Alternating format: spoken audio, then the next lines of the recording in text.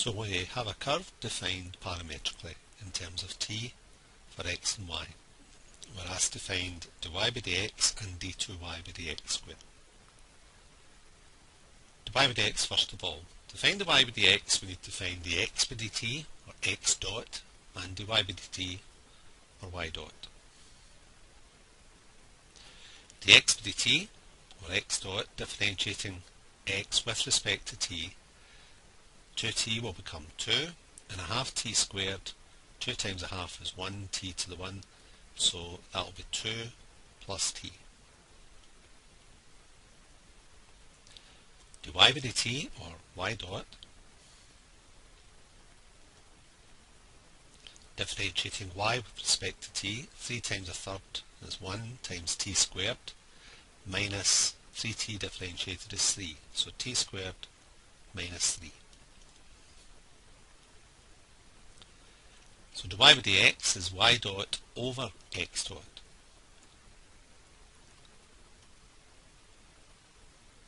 Which is t squared minus 3 over 2 plus t.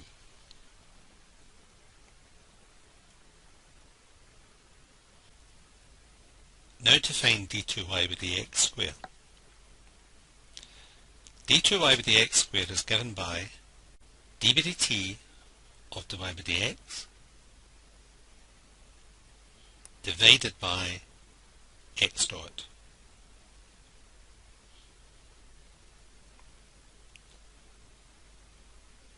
So first of all, d by dt of dy by dx, we need to differentiate this using the quotient rule. Differentiating the top gives us 2t times the bottom, 2 plus t in brackets.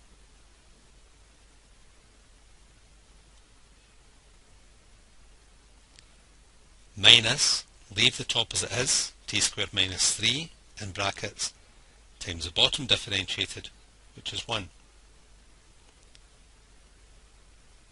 This is then divided by 2 plus t all squared. This is d by dt of dy by dx. This still then has to be divided by x dot or 2 plus t.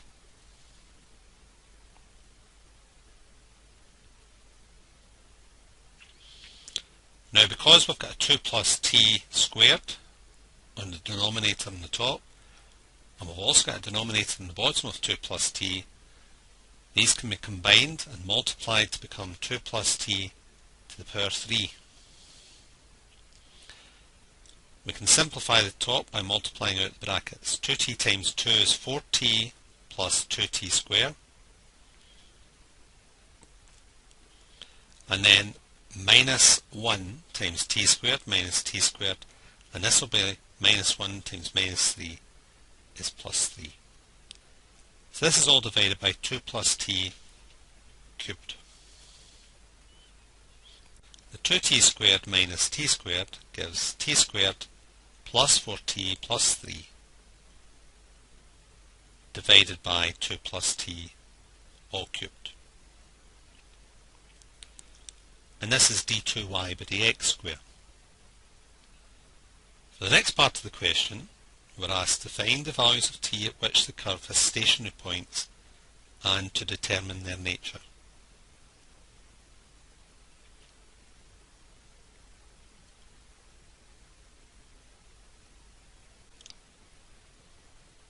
We find stationary points where dy by dx is equal to 0.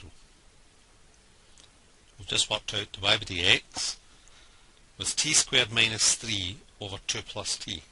Making this equal to 0, this will only equal 0 if the numerator is 0. So that implies that t squared minus 3 would be equal to 0. If t squared minus 3 equals 0, t squared equals 3. So t could either be the negative square root of 3 or t could be the positive square root of 3.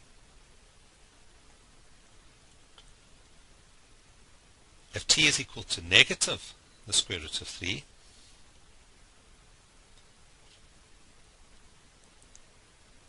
then d2y by dx squared, fitting in this value of t,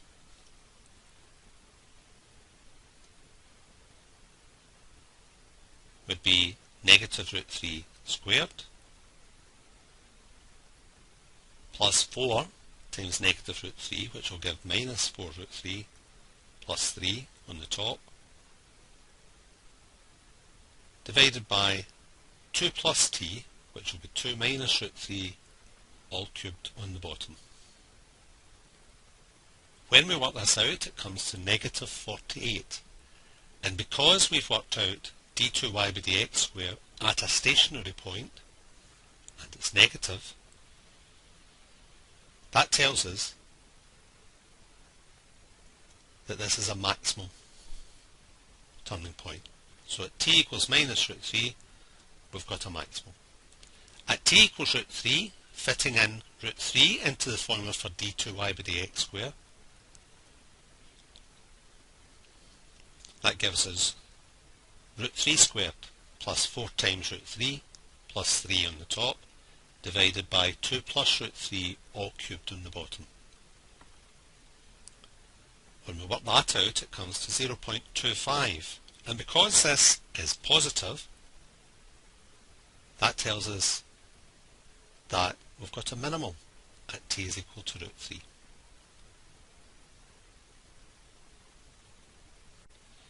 So that's us completed the second part of this question. We've found the two values of t where they're stationary points, and we've determined that one of them is a maximum and the other is a minimum. The last part was asked to show that the curve has exactly 2 points of inflection. To find points of inflection, we need to first of all look to see where d2y by dx squared equals 0.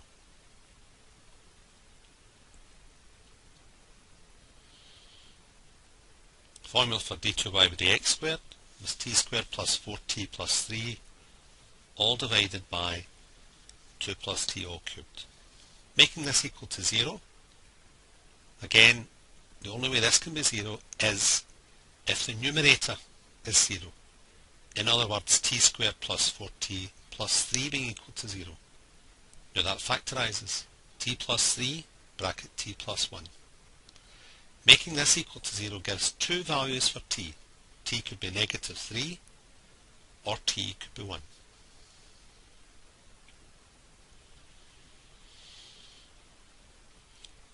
Now, we're not guaranteed to have points of inflection where d2y by dx squared equals 0. We also have to look at a nature table around these values of t, and in that nature table we look at the values of d2y by dx squared around these values of t. If we fit in a value just to the left of minus 3 on our calculator, for example minus 3.1, we find that d2y by dx squared is negative. Fitting in negative 3 obviously gives us 0, and a value just to the right of negative 3, for example minus 2.99, we find that d2y by dx squared is positive. We do the same around the value of t equals minus 1. Choose a value just to the left of minus 1, for example minus 1.01, and then choose a value just to the right of minus 1, like minus 0.99. Put them into our calculator. This time we get a pattern minus 0 positive. But in each case, d2y by dx squared has changed sign around these values of t. Minus 0 positive, minus 0 positive. It's changed from negative to positive in each case. This confirms that these are in fact points of inflection. Because d2y by dx squared changes sign through t equals negative 3 and t equals negative 1,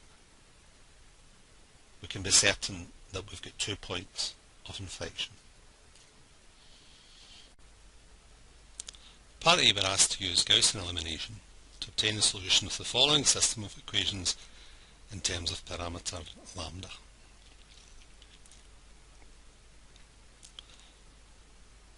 So we're going to form the matrix 4x, 0y, 6z is equal to 1. So the first row will be 4, 0, 6, 1.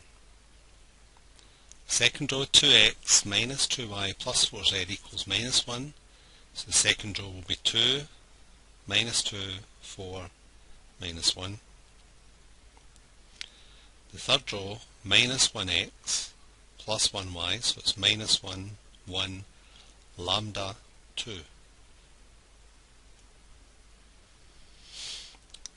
Now we're going to perform row operations so that we end up with a 0 in this position, and this position. If row 2 goes to 2 row 2 minus row 1, that will give us a 0 in this position. If row 3 goes to 2 row 3 plus row 2, that will give us a 0 in this position. First row remains as it is, 4, 0, 6, 1. The second row, 2 row 2 minus row 1. 2 times 2 is 4, minus 4 is 0. 2 times minus 2 is minus 4, minus 0, it's minus 4. And 2 times 4 is 8, minus 6 is 2. And finally, 2 times minus 1 is minus 2, minus 1 is minus 3.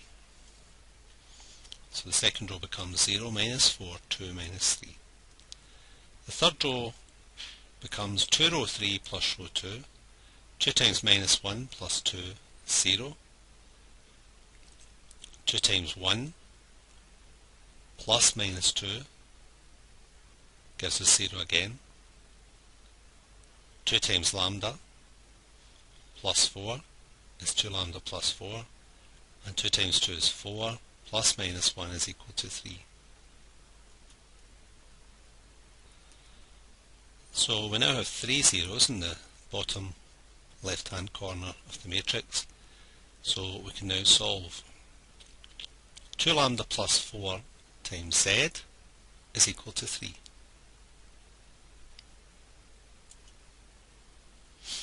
Which means that z is equal to 3 divided by 2 lambda plus 4. Now from the second row, minus 4y plus 2z is equal to negative 3.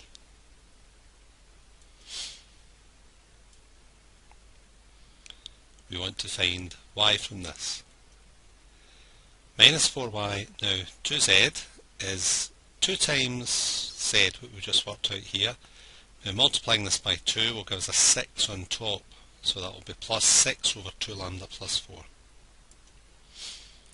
And that is equal to minus 3.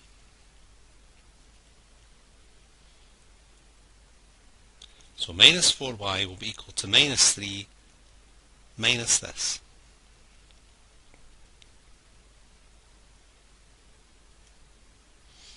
So that y is equal to, we'll need to divide both of these by negative 4. So negative 3 over negative 4 is 3 quarters. And the other term will also become a positive. We've already got 3 in the top, we'll have a 4 bracket, lambda plus 2 in the bottom.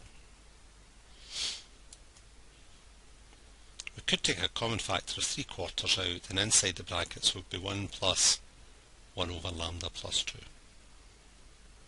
So this is the value of y. Now going to the first equation, we've got 4x, no y, plus 6z is equal to 1.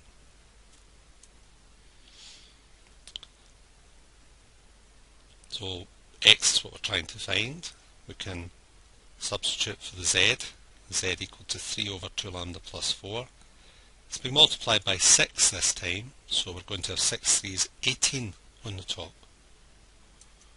So we can then take that 6z over to the right hand side, so 4x is equal to 1 minus 18 over 2 lambda plus 4. The 18 over the 2 lambda plus 4, if we divide each of these by 2, that will give us 9 over lambda plus 2. So 4x would be equal to 1 minus 9 over lambda plus 2. And then if we multiply on the right hand side by 1/4, that will tell us that x is 1/4 bracket 1 minus 9 over lambda plus 2. We're asked to describe what happens when lambda is equal to negative 2. If we try and put lambda equal to negative 2 into the x value, we see that the second part of the fraction is 9 over lambda plus 2, and that would be 9 over 0. You can't divide by 0, so there would be no answer for x. Same would happen here for this second fraction, 1 over 0. There's no answer for y. And the same would happen for z. We wouldn't be able to work out an answer for z either. So when lambda is equal to negative 2, you can't work out an answer for x, y or z. So there's no solutions. Principally because you can't divide by 0. And we call this system of equations, when this happens, inconsistent. For part C, we're told when lambda is negative 1.9, we've got these three solutions for x, y and z. We have to find the solution when lambda is negative 2.1. In the first part, to work out x, we work out 1/4 times 1 minus 9 over lambda plus 2. Now if lambda is negative 2.1, negative 2.1 plus 2 is negative 0.1. When we work this out in our calculators, we get an x value of 22.75.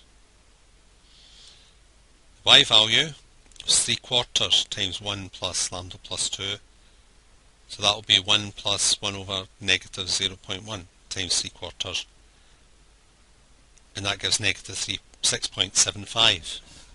And finally z is 3 over 2 lambda, so that's negative 4.2 plus 4, and that works out to be negative 15. Notice the big difference in the answers. X was minus 22.25, it's now 22.75. Y has changed, and so has Z. So a very small change in the value of lambda has resulted in a large change in the solutions to the system of equations. And this is called ill conditioning.